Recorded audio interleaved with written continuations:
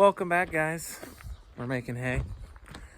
So let me show you what's going on here. So he already started cutting hay this morning. He cut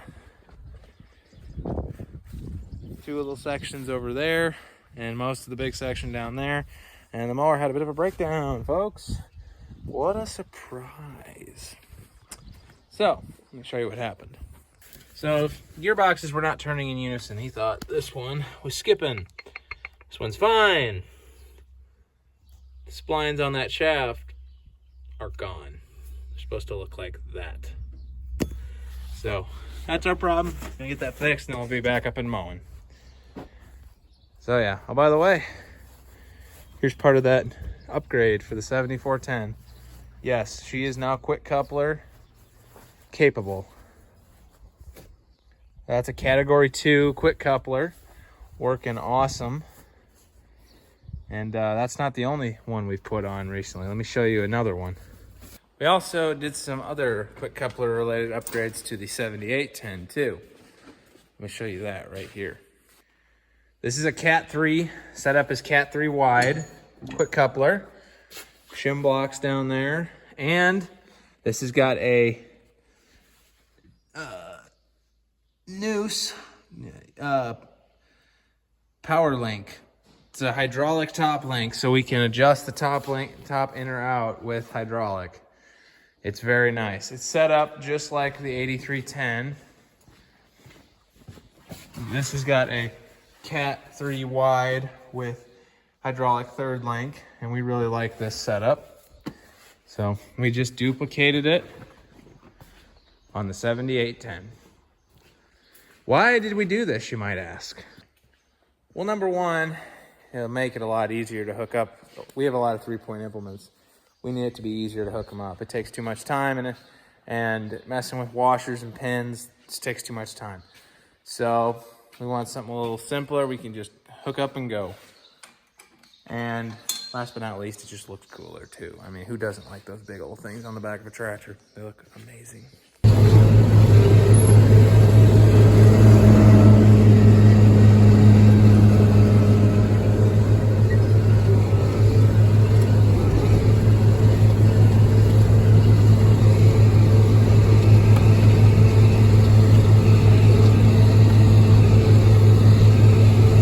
All right, we got her fixed. To finish that section down there, tried her out.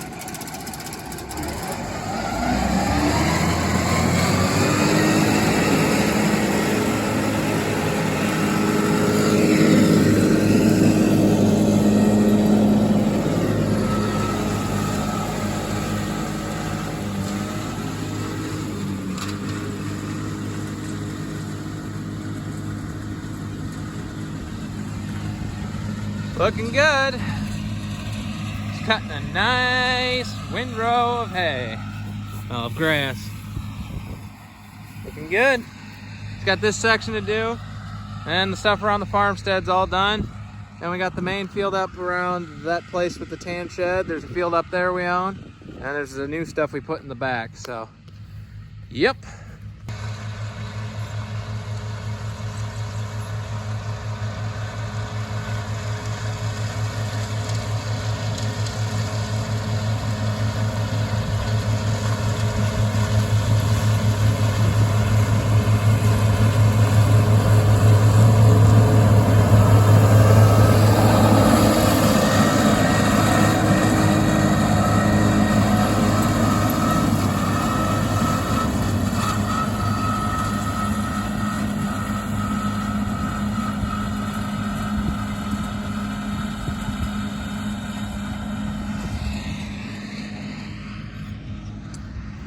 Looking good.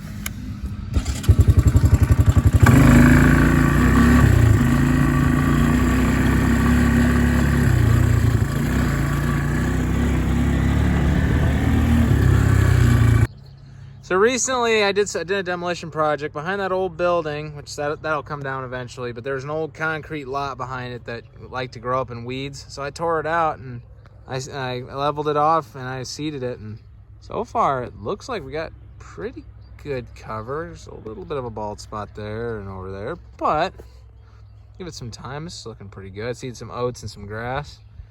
Looking good. But yeah, oats they'll come up really fast, I've found.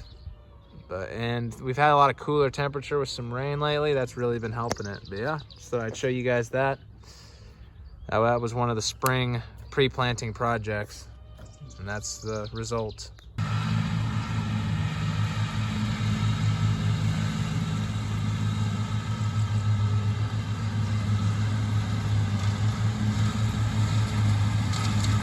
The hay is not quite as tall this year as it was last year. It's not as mature, so we should get a better result.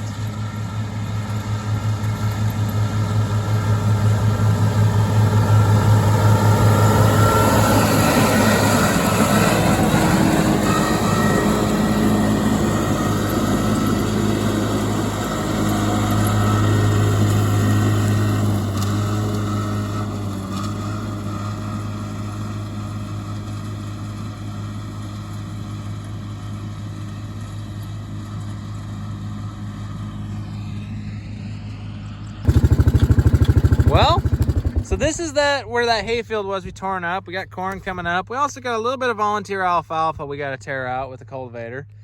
But it's looking pretty good. Corn's looking nice. Instead, zoom in. There we go. Looks pretty good. So she's coming up nice and tall. So yeah, this is, obviously there's hay here. This is the 25 acres that we turned into corn. Let's go back and take a look at the other one. But no, this is looking good. Very good.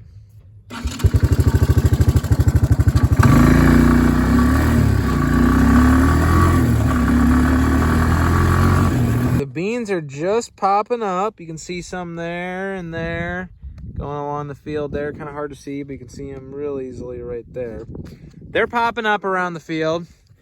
They're kind of slow to come up this year because, well, let me explain here. Mainly because after we got done planting beans, it got a little chillier for like a week. I feel like the last week's been chillier. And we got some colder rain. We got rain, it was chillier. We just haven't had any 80-degree temperatures, so not enough heat or sun to really get them up fast. But it's getting warmer again. We're getting more sun and heat. That's really helping, but the corn could use some more. It could use more heat. We need some, which we got 80-degree days coming up to help dry the hay, and it's really going to help with the corn too. So yeah.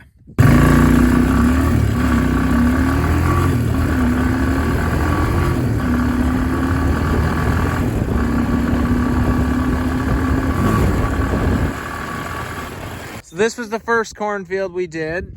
It's looking pretty good, about the same, maybe just a little bit taller, definitely a little cleaner because there's no alfalfa growing here. There's the new hay seeding back there that we're going to be cutting. We're not going to be cutting all of it. There's a sand hill in the back. I'll go back and show you where we're going to let that area head out and go to seed, and we might try, because we want to try and get it more established before we try doing any baling off that part back there. I'll take you back and show it, but that's looking good. We got the the late day corn right there. That's a later day corn, but all looking pretty good. It was getting pretty yellow for a while. I noticed it's starting to green up a little bit. That's good. So let's go take a look.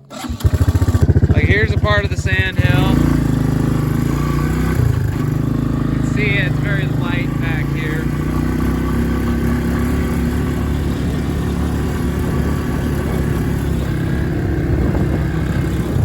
Here's the big spot. Yeah, it's gonna take some time getting this small spot established. We could hardly get corn, oats, and beans to grow here, and let alone hay is growing. It's getting pretty hard for it to grow. So you can see the corn's having a hard time growing in the neighbor's field because it's on the same sand hill. This is just one big sand hill right there. It's the sand. So that's kind of what we're dealing with here. All right, so everything around the farmstead is done. So he's up here doing what we call the Russell farm. Like 12 acres here. Okay, so hear a little bit of a clicking. It came up here. We got to flip some blades that are bent that are hitting the cutter bar. And besides that, should be good. So yeah.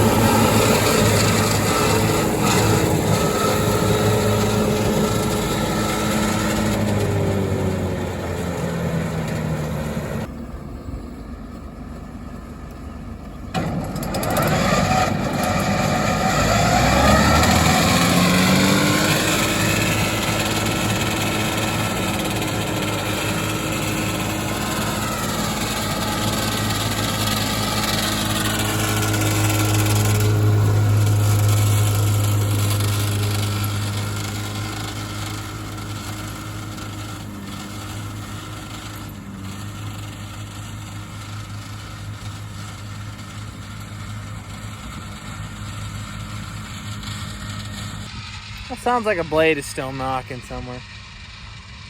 We'll figure it out when he comes back around. Good morning, guys. We are out here tedding. Already got quite a bit done. I'm working on this, like the fourth section I'm working on. This is the big section. Tedder's been running pretty smooth. So, let's do a little talking. So yesterday evening, the mower conditioner had another breakdown. There's like 5 acres of hay left. It's kind of in our worst section of all of our hay ground. So we just decided to not make an emergency fix, and we're just going to bat wing the 5 acres that are left. We got plenty of, our best hay, our nicest hay has all been cut down, so we still have a lot of hay left from last year, plus all of this. We're going to be fine. But that means the mower conditioner, who knows, that thing might be due for a new cutter bar. Might be due for it. So we'll see what we end up doing here, but it's that cutter bar is getting tired. It's breaking. It breaks all the time. It's wearing out. Bolts are giving out. Stuff's malfunctioning. We put new parts on it, and then old parts break, and then it takes out all the new parts we just put on it. I mean, what happened was last night he had a bolt break inside a bearing cap, and a bolt, and then a nut came off one of the cross bolts that holds the gearboxes to the shafts. Another shaft sheared on the inside the gearbox. That one we had shear splines, I think we had another one shear in the middle. And not to mention, we've had bolts come out. We found the missing skid. I found the missing skid shoe that came off the mower conditioner yesterday out in this field. So yeah, it's just we keep putting parts into it, and stuff just keeps coming apart and wearing out. So I'm pretty fed up with that thing. It's a good mower, but that cutter bar is just tired. It's done. I mean, it's a 2011, so it's an old cutter bar. We've just been fixing an old cutter bar. We've only ever replaced one complete gearbox.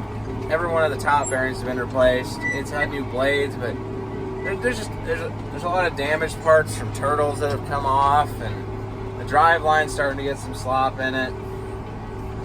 There's a lot of wear on the underside. It's time. So we're gonna figure something out. Hoping we can do a new cutter bar just so we can start with all fresh new parts. I know that won't be cheap, but it'll be cheaper than our time that we lose in breakdowns and all the new parts that we put in that get taken out by an old part.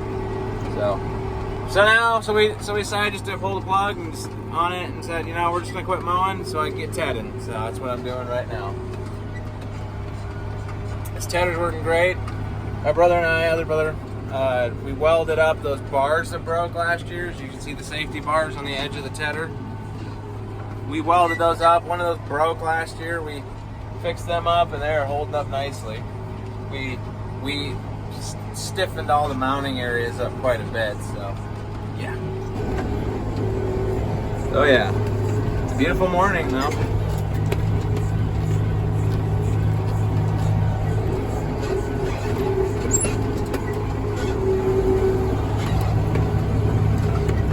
Now we make a turn.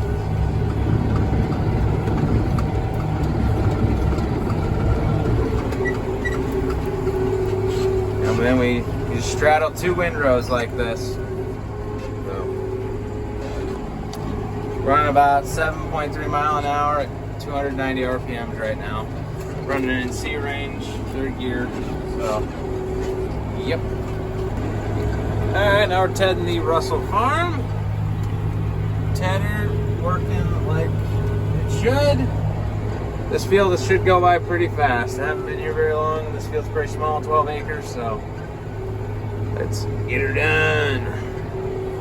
As old Larry, the cable guy, would say.